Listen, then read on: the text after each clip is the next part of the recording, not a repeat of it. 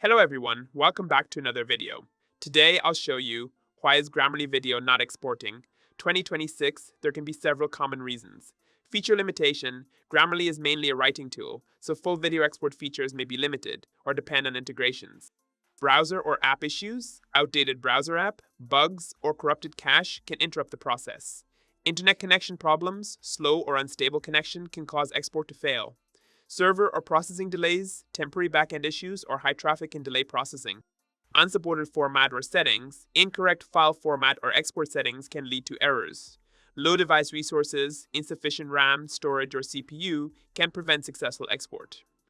Session or permission issues, expired login sessions, or restricted access can interrupt exporting.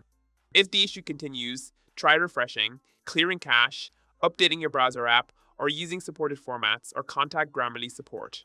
If you found this video helpful, don't forget to like and subscribe. Thanks for watching.